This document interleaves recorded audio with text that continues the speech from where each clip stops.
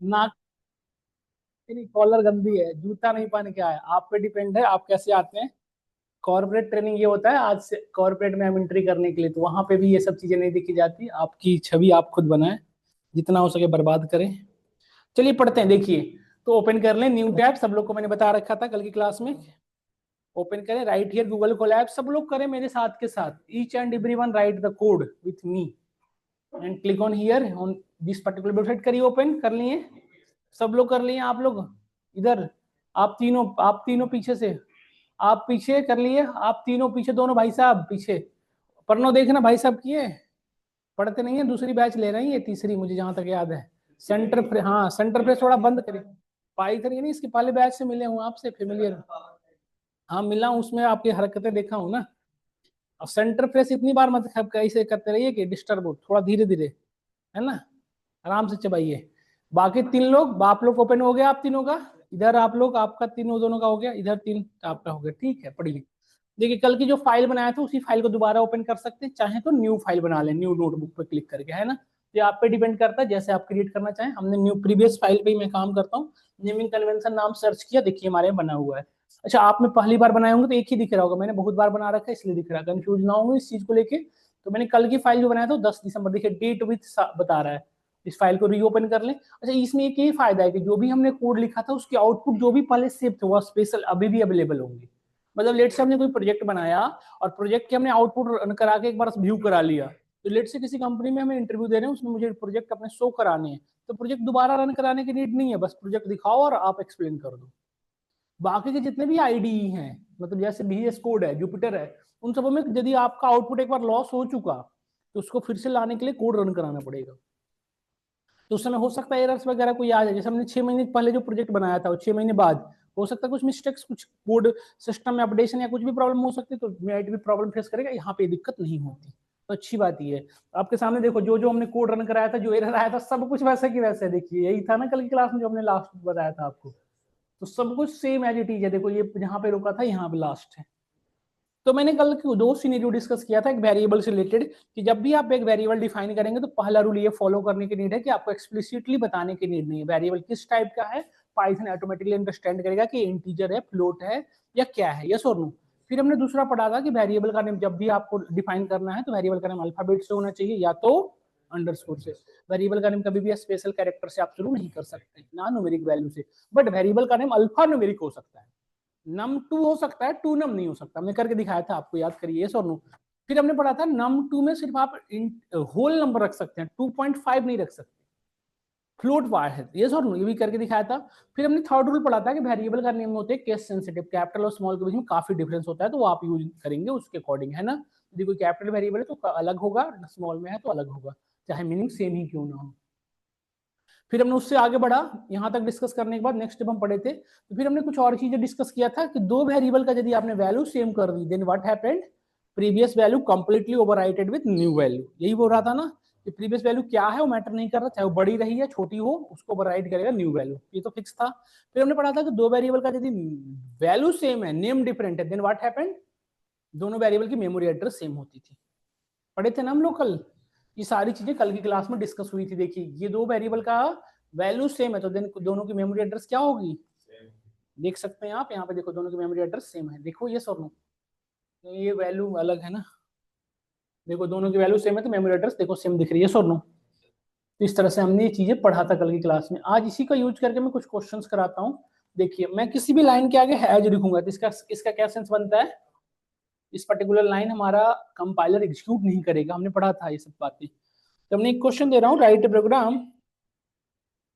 Programme to execute, write a program to swap the value of two variables, swap the value of two variables, दो variable की value को swap करके देखें आप।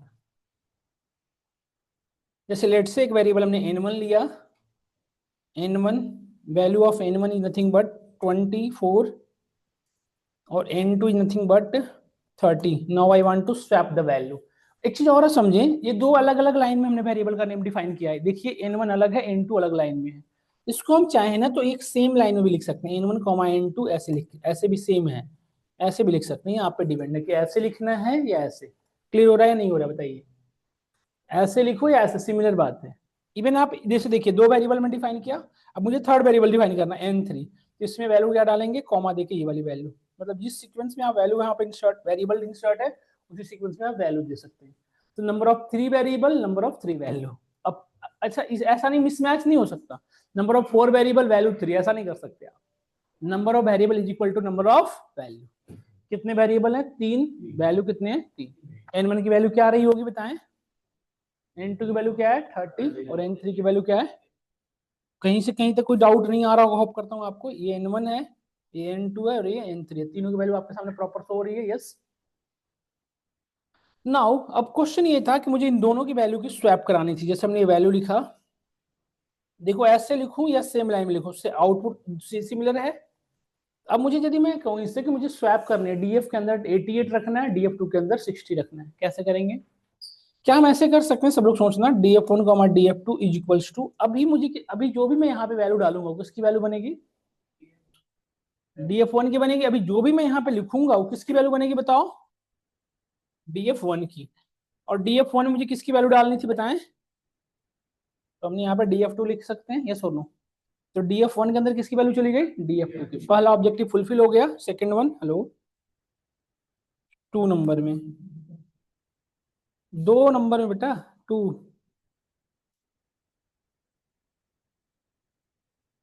तो df2 comma D, और यहाँ पे df2 में कौन सी वेरिएबल डालनी थी, df1। तो क्या इन दोनों की वैल्यू चली गई, ये और नो? देखिए, df1 बिकम 88, df2 बिकम, ये हो गया, ये और नो? यही करना था हमें, यही करना था, ये और नो? बट एक चीज देखें, समझिए ध्यान से, यदि यही कोड को मैं यदि ऐसे लिखूं, ये लाइन यही लिखा हुआ है ना जो ऊपर में लिखा हुआ, क्या मैं यही सेम लाइन लिखा हूं, ये और नो? क्या ये ऊपर में जो लाइन लिखी हुई है, ये लाइन और ये लाइन सिमिलर है, यस और नो? तो ये अब देखिए, इस लाइन को मैं कमेंट आउट कर देता हूँ। पहले आपने देखा था, इस लाइन की वजह से मेरी वैल्यू स्वैप हो चुकी थी, हो गई थी, देखिए, यस और नो? अब यदि मैं इस लाइन को हटा के कमेंट आउट किया, तो ये आउट, हमें क्या होप, होप क्या करते हैं, वैल्यू स्वैप होनी चाहिए। तो बट आप यदि नोटिस करें तो अब ये वैल्यू स्वैप नहीं हो रही, ऐसा क्यों, ऐसा क्यों हो रहा है, आपने देखा? तो फिर यहाँ भी तो यही किया था, ये भी तो यही किया था ना हमने, यस और नो? देन इसमें हो गया था, इसमें क्यों नहीं हुआ?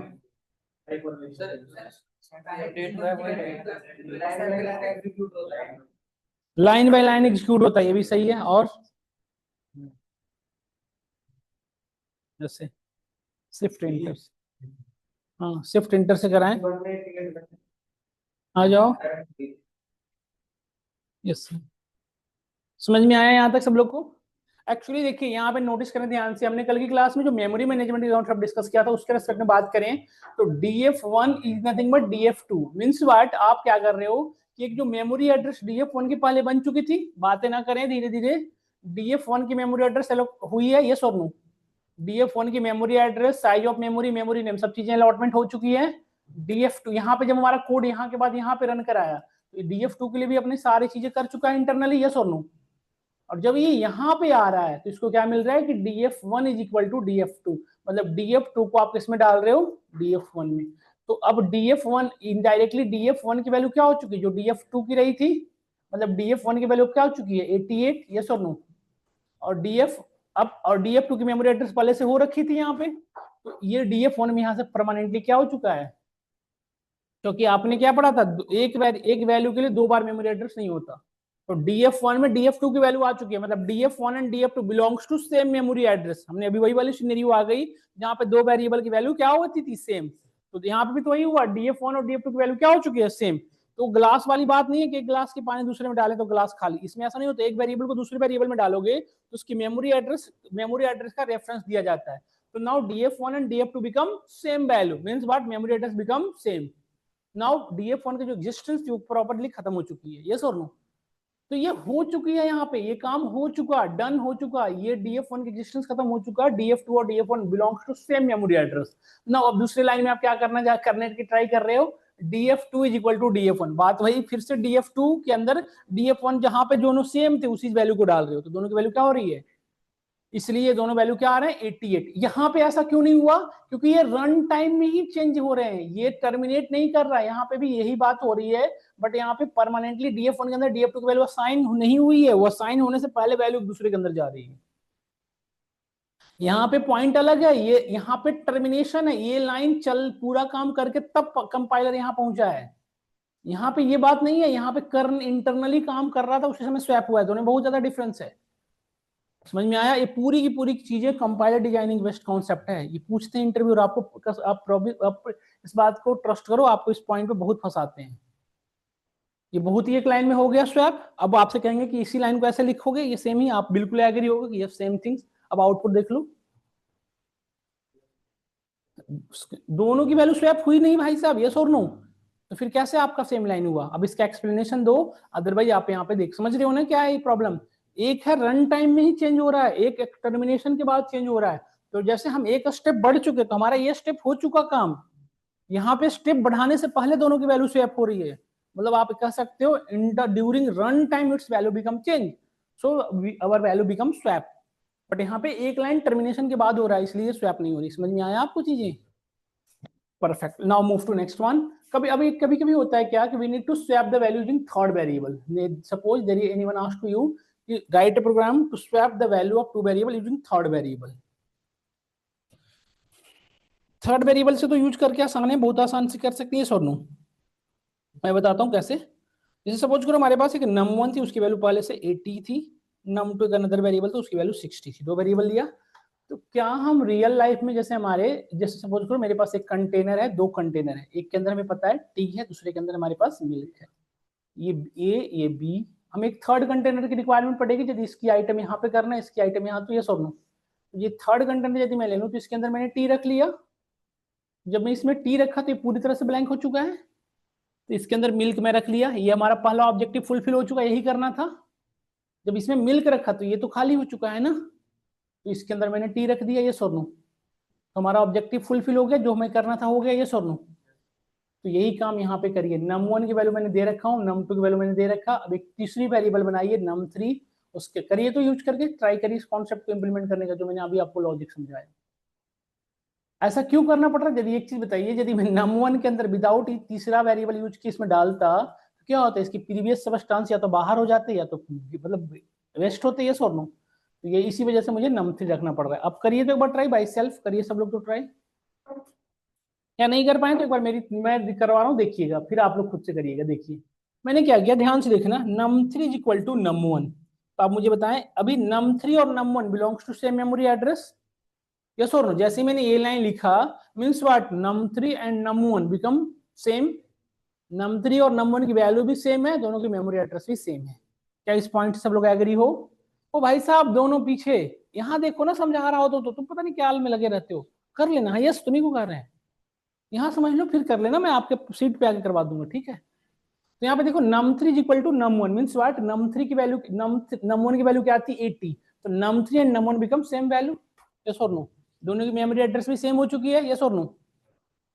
इससे क्या फायदा है कि num3 के अंदर num1 की वैल्यू को हमने सेफ रख लिया। समझिएगा लॉजिक, इंटरनली हमने क्या किया कि num3 के अंदर num1 की वैल्यू को सेफ रख लिया। ऐसा क्यों किया? क्योंकि मुझे num1 के अंदर num2 की वैल्यू डालनी है, तो num1 के अंदर num2 की जैसे ही वैल्यू डालूंगा, तो num1 की वैल्यू क्या हो जाएगी, ओवरराइट। इस वजह से मैंने num1 की वैल्यू सेफ रख लिया। अब यहाँ पे यदि मैं num1 को ओवरराइट भी कर लूं तो कोई इशू नहीं है।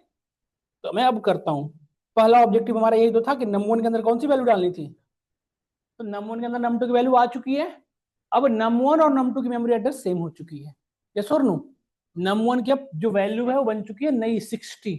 अब num1 की नई वैल्यू क्या हो चुकी है, बट ये तो पहला ऑब्जेक्टिव हमारा फुलफिल हो गया, यही करना भी था हमें। num1 के अंदर यही तो वैल्यू डालनी थी, हमें यही वैल्यू डालनी थी ना, पहला स्वैपिंग तो यही होता है ना, इसकी वैल्यू यहाँ, इसकी वैल्यू यहाँ। बट दूसरा ऑब्जेक्टिव अभी भी फुलफिल नहीं हुआ। दूसरा ऑब्जेक्टिव क्या था, num2 के अंदर कौन सी वैल्यू डालनी थी, num1 की, और num1 की वैल्यू हमारी हो चुकी है ओवरराइट, बट हमने num1 की वैल्यू कहाँ सेफ रखा है, तो क्या मैं num2 is equal to num3 लिख सकता हूँ, यस और नो? अभी बताएं num, यहाँ पे num2 आ जाएगा, समझ में आया आपको? num2 के, तो अभी num2 और num3 की मेमोरी एड्रेस क्या है, सेम। num2 और num3 की वैल्यू भी क्या है, सेम, बट वैल्यू स्वैप हो चुकी है, यस और नो? देखो देखो यही करना था हमें, यस और नो। num1 की वैल्यू पहले थी 80, अब हो चुकी है 60। num2 की वैल्यू पहले 60 थी, अब हो चुकी है 80। What about num3? num3 की वैल्यू क्या होगी बताओ? भाई साहब आप बताओ ना, num3 की वैल्यू क्या होगी? num3 की वैल्यू तो वही थी, अभी भी वही है। खाली कहाँ है? 80 आएगी, क्योंकि num3 के अंदर num1 को डाला था, तो num3 अपनी वैल्यू लेके सेफ रखा है। num3 के अंदर कहीं भी असाइनिंग नहीं हो रहा है, देखो num3 असाइन हो रहा है सबके अंदर। num3 के अंदर अभी तो जब तक कोई वैल्यू नई नहीं आएगी, num3 अपनी प्रीवियस वैल्यू को लेकर रखेगा सेम। तो अभी num3 की वैल्यू क्या है? 80।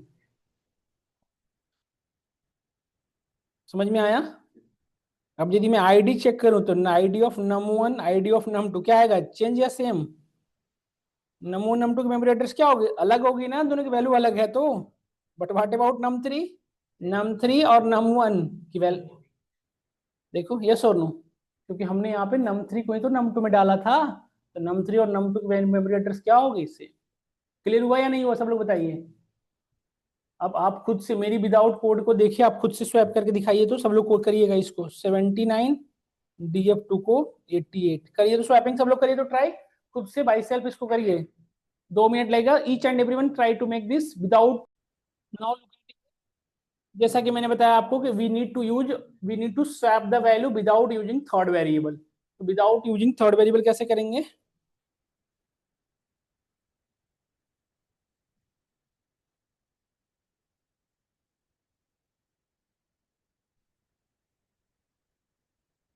तो सी कैसे करेंगे? Look at here. All of first we need to, जैसा कि मैंने बताया आपको कि n1 और n2 को ऐड कर लो, तो we can simply write here n1 is equal to n1 plus n2। तो n1 की वैल्यू क्या हो चुकी है, सब लोग बताएं?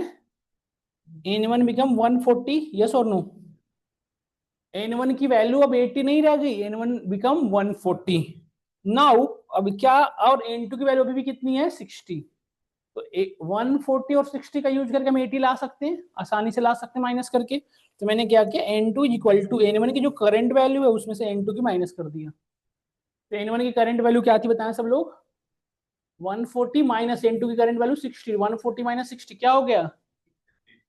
n2 की करंट वैल्यू हो चुकी है 80। अब बताएं 140 और 80 का यूज करके क्या हम n1 की वैल्यू अपडेट कर सकते हैं? कैसे करेंगे? n1 की जो करंट वैल्यू है उसमें से माइनस करा देंगे n2 की करंट वैल्यू।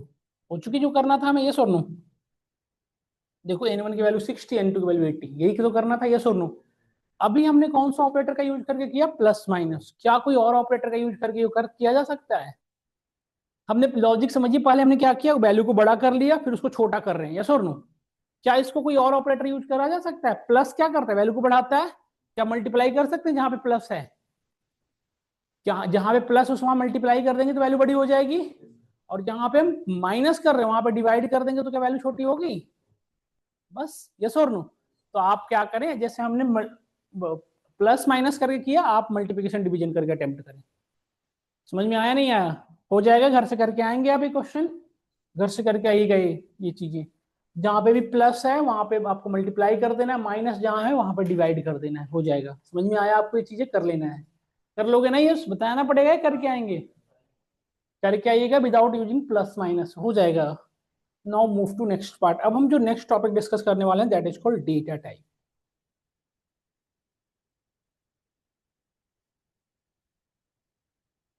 डेटा टाइप क्या होता है? What is the data type? What is the data type?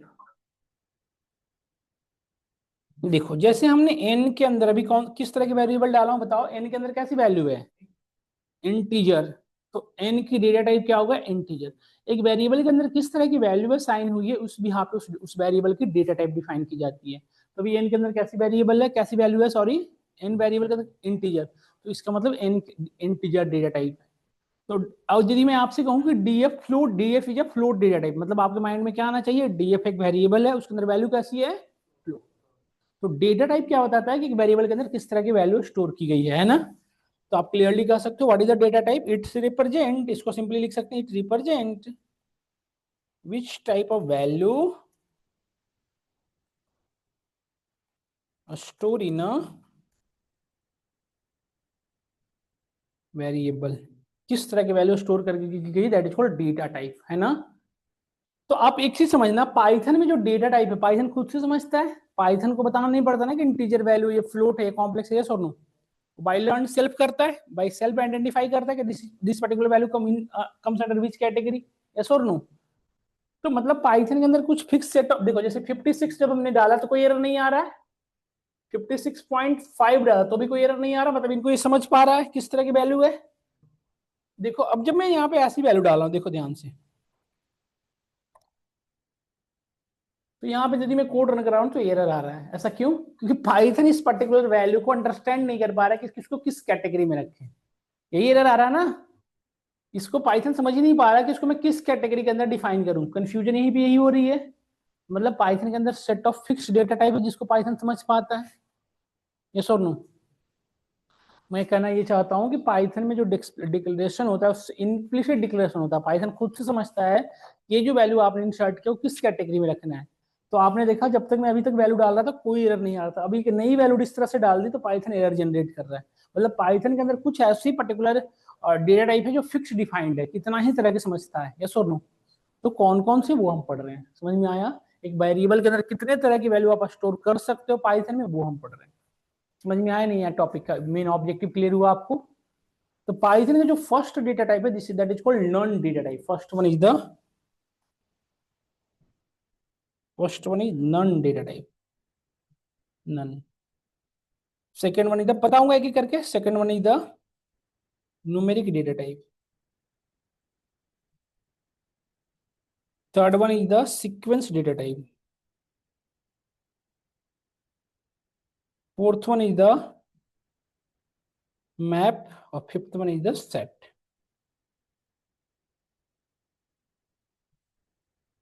ये पांच तरह के पाइथन में डेटा टाइप होते हैं, नन, न्यूमेरिक, सीक्वेंस, मैप और सेट। एक एक करके डिस्कस करते हैं। पहले मैं नन डिस्कस करूंगा, फिर न्यूमेरिक, फिर सीक्वेंस, फिर मैप, ठीक है।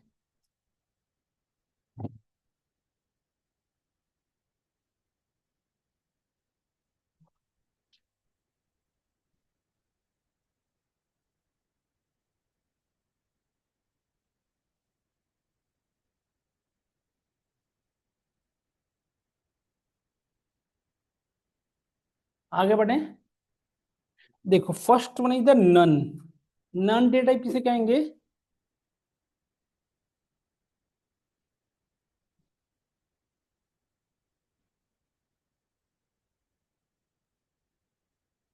अ variable in which have no any value. एक ऐसा वेरिएबल जिसके अंदर कोई भी वैल्यू नहीं, उसे क्या कहते हैं? None data type. A variable in which have no any value.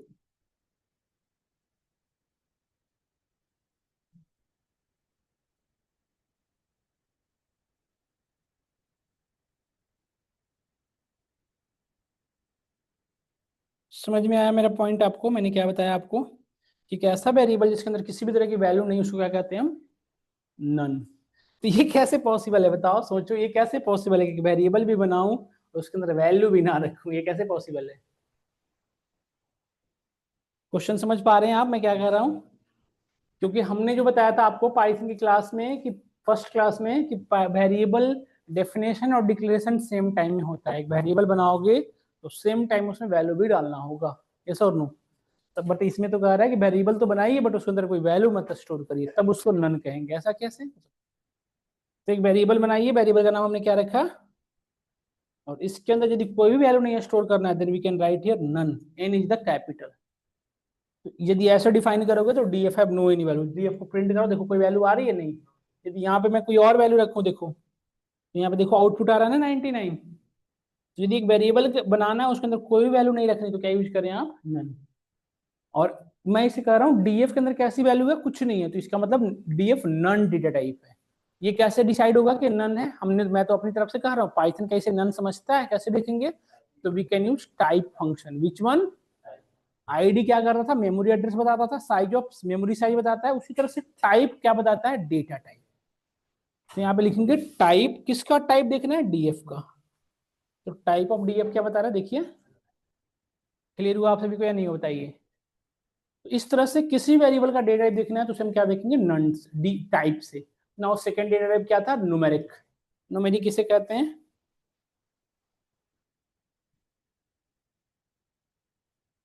A variable in which have numeric value, in which have numeric value, अब पूरा लिख लेना, variable in which have numeric value which can perform arithmetic operation. Arithmetic operation समझ रहे हैं आप, addition subtraction multiplication. इसके सब टाइप्स हैं, first one is the integer, second one is the float, third one is the complex. इसके तीन सब पार्ट होते हैं या सबसेट कह सकते हो, 3 1, इंटीजर फ्लोट एंड, लिख लिए हो तो आप बताइए। आगे बढ़ते हैं और डिस्कस करते हैं। पहला मैं डिस्कस करने वाला हूँ इंटीजर। इंटीजर किसे कहेंगे, in which have no any fractional value.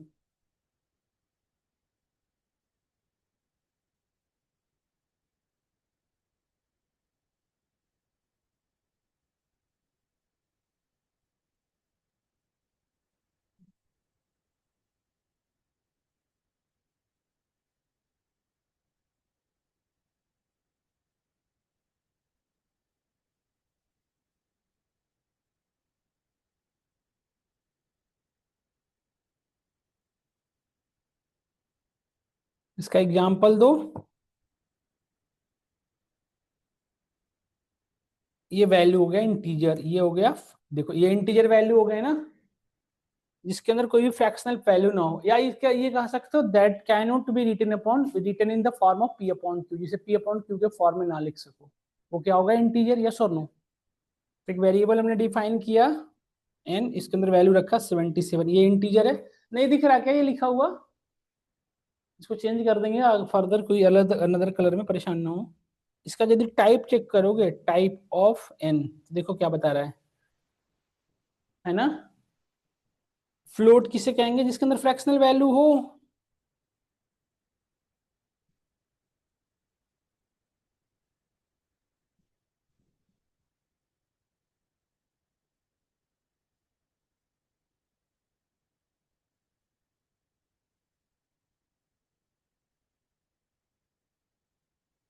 जैसे 45.99, 66.88 है ना।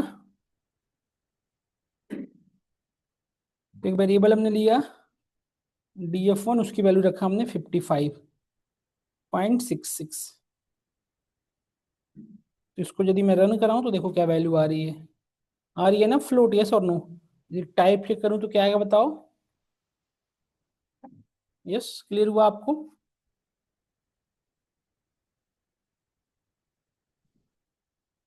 हम्म।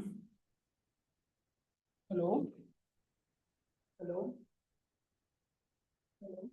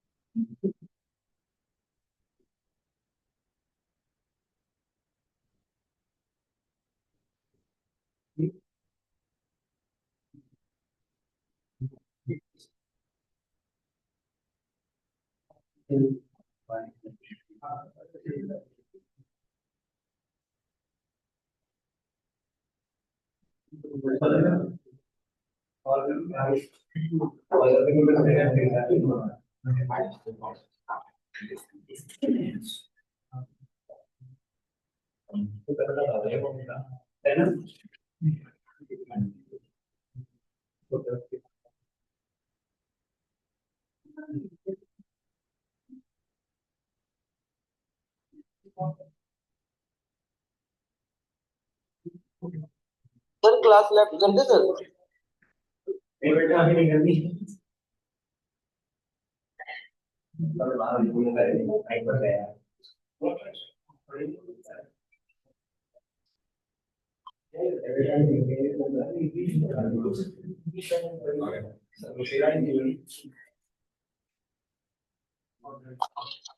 Hello sir. सर बाहर घूमने जा रहे हैं भाई। जब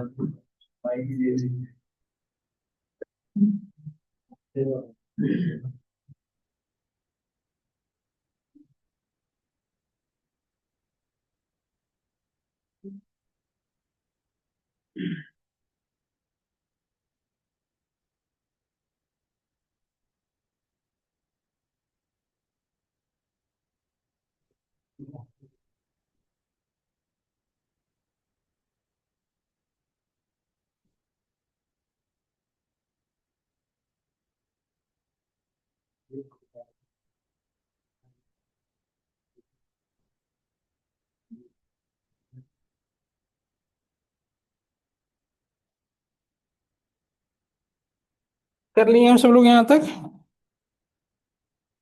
डन इट, सब लोगों ने यहाँ तक कर लिया। अब last one is the complex. Complex किसे कैसे करते हैं, ध्यान से देखिए। जैसे एक वेरिएबल में लिया n1, और यहाँ पे जब भी कॉम्प्लेक्स डेटा टाइप बनाना हो ना, तो कॉम्प्लेक्स के लिए एक सिनेरियो है।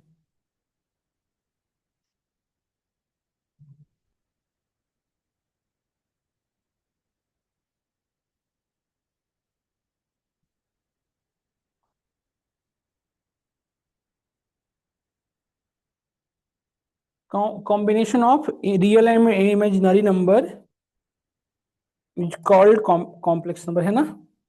जैसे आपने पढ़ा होगा आयोटा, है ना, ऐसे लिखते थे, a प्लस आई बी ऐसे लिखते थे।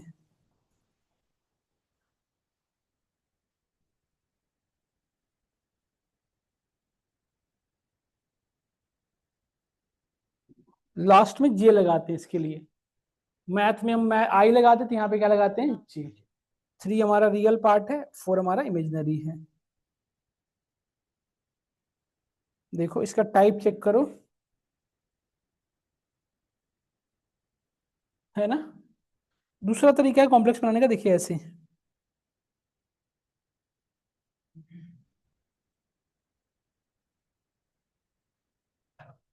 यहाँ क्या आएगा रिजल्ट बताओ। रियल पार्ट हमारा क्या है, 4, इमेजिनरी 2 है, तो आउटपुट क्या आने वाला है फिलहाल, 4+2 जी, है ना। रियल पार्ट हमेशा आगे रखेंगे, इमेजिनरी हमेशा पीछे। तो एक बनाइए आप लोग, एक मैं आपको नंबर देता हूँ।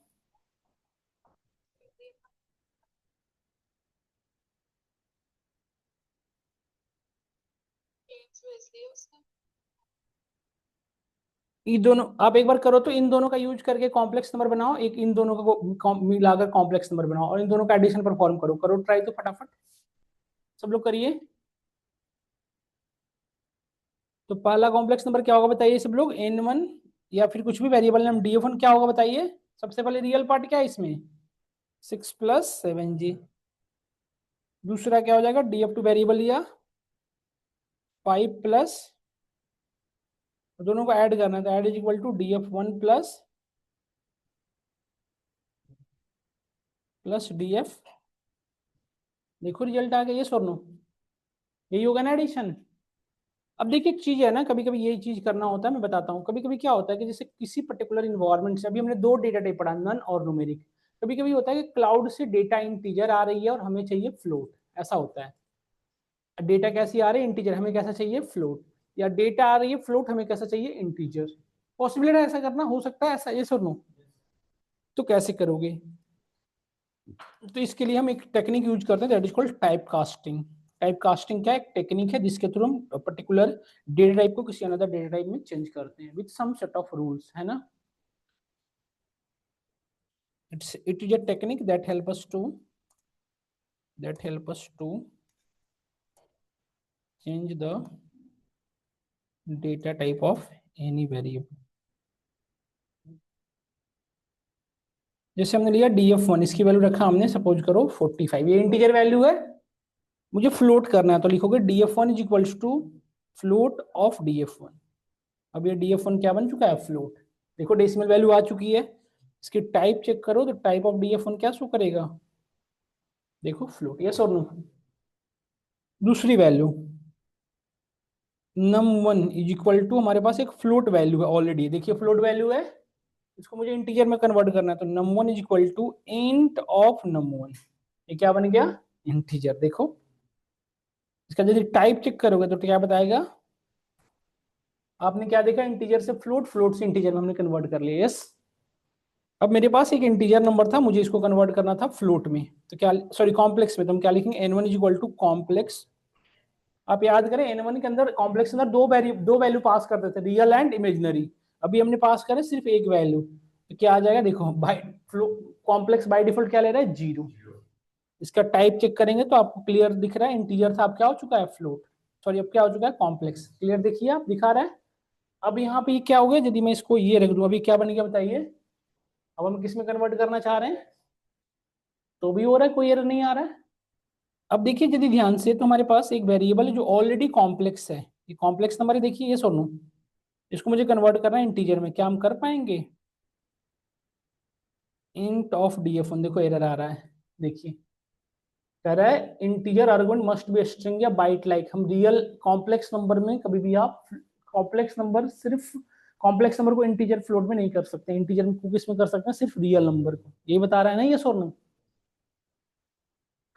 तो क्या हम इसे इंटीजर में तो नहीं कर पाए, क्या हम फ्लोट में कर पाएंगे। एक्चुअली ना देखो, इंटीजर और फ्लोट में एक सिंगल टाइप की वैल्यू होती है, सिंगल, जबकि कॉम्प्लेक्स में दो पार्ट होते हैं, रियल और इमेजिनरी। तो हमारा यहाँ पे कंपाइलर कंफ्यूज हो रहा है, इसे इंटीजर रखूं या कॉम्प्लेक्स। समझ में आया नहीं है बताइए सब लोग, यहाँ तक हमें सबको क्लियर हुआ। यहाँ तक यदि क्लियर हुआ तो आगे फर्दर मूव करते हैं।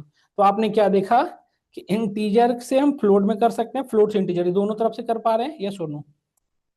इंटीजर फ्लोट बन रहा है, फ्लोट इंटीजर बन जा रहा है, ये पढ़ा ना हमने, ये दोनों पॉसिबल है। फिर आपने क्या देखा, इंटीजर हो या फ्लोट हो, ये दोनों किस में कन्वर्ट हो जा रहे हैं, कॉम्प्लेक्स में कन्वर्ट हो जा रहे हैं। बट एक कॉम्प्लेक्स है वो ना तो इंटीजर में कन्वर्ट होगा और ना ही, यही ना, यही देखा ना हमने, यस और नो। क्लियर हुआ सबको, यस और नो बताइए सब लोग। ये तीन, इन दोनों चीजें अलाउड है, तो इसे कहते हैं टाइप कास्टिंग। किसी भी डेटा टाइप को अनदर डेटा टाइप में चेंज करना, that is called type casting concept. Is it clear till here, क्या हम सभी को यहाँ तक क्लियर है। सभी लोग बताएं, कोई क्वेश्चन किसी का भी हो हम में से अभी तक जो हमने टॉपिक पढ़ा। तो आज हमने दो डेटा टाइप कंप्लीट किया, नन और न्यूमेरिक, है ना। फिर हमने उसके साथ एक टाइप कास्टिंग कॉन्सेप्ट डिस्कस किया, जिसमें इंटीजर को आप फ्लोट में कन्वर्ट कर सकते हो, फ्लोट को इंटीजर में, इंटीजर फ्लोट को कॉम्प्लेक्स में, बट कॉम्प्लेक्स को ना तो इंटीजर में कर सकते ना ही फ्लोट में। यही देखा ना हमने, यस और नो। तो यहां तक से रिलेटेड कोई क्वेश्चन किसी का हो तो बताएं। स्क्रैपिंग वाला जो क्वेश्चन दिया वो घर से करके आएंगे। कल की भी यहाँ पे हम आगे की क्लासेस को और भी क्वेश्चन दिया करेंगे। आप कल यदि आप करके आएंगे तो उसी के अनुसार हम आपको डेली बेसिस पे क्वेश्चन अटेम्प्ट करने को देंगे। थोड़ा सा एक्टिव होकर हम पढ़ते हैं, बहुत आगे हम बढ़ गए तो आपको दिक्कत होगा। आज यहीं तक रखते हैं, फर्दर क्लासेज में हम आगे मूव करेंगे। कल क्या पढ़ेंगे हम सब लोग बताएं, आपको पहले से गाइड कर दूं, यदि चाहें तो आप घर से पढ़ के आ सकते हैं। हम यहाँ तक पढ़ चुके हैं, बताइए, देखिए यहाँ तक पढ़ चुके हैं ना, ये पढ़ेंगे कल हम। ये बहुत इंपॉर्टेंट है और बहुत सारे कॉन्सेप्ट इसमें देखने को मिलेंगे। तो कल हम यही पढ़ेंगे, सीक्वेंस डेटा टाइप। तो आज मैं यहीं तक रख रहा हूँ। ग्रुप में सब लोग ऐडेड है ना, हम लोग ग्रुप में गूगल फॉर्म है, नहीं ऐड हो मैसेज करो, नंबर है, लिखो। जो लोग नहीं ऐडेड हो मैसेज कर दें, ग्रुप में ऐड हो जाएं। मुझे सब लोग गूगल फॉर्म जो भेजा था मैं आपको उसको फिल कर दें।